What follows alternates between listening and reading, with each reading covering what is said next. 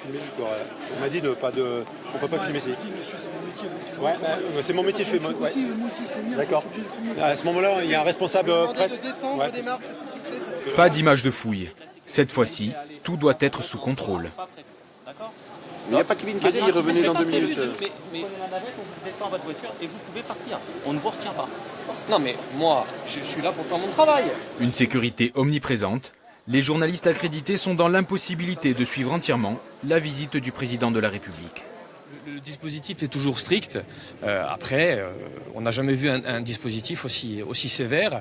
Et puis, les personnes de la sécurité insistent et sont particulièrement désagréables lorsque on leur prouve par A plus B qu'on veut simplement pouvoir travailler tranquillement. Une ambiance tendue, partagée par les habitants du village.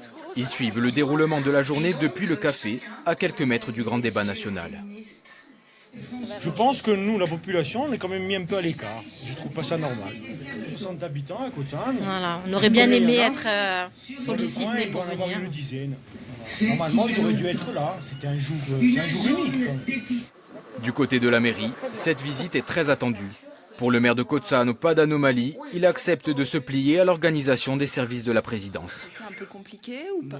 Non, c'est une logistique normale pour un événement de ce type. Moins d'une centaine de maires sur 360 a répondu à l'invitation.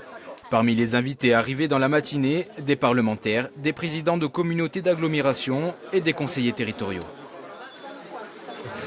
Dire ce qu'on attend de la présence de l'État en Corse, qui pour nous depuis le départ, et c'est notre position constante, est un partenaire avec qui il faut dialoguer de façon loyale. Et dialoguer de façon loyale, c'est se dire que lorsqu'on n'est pas d'accord, quand c'est le cas, et dire ce qu'on attend de la façon dont on va pouvoir construire l'avenir de cette île ensemble.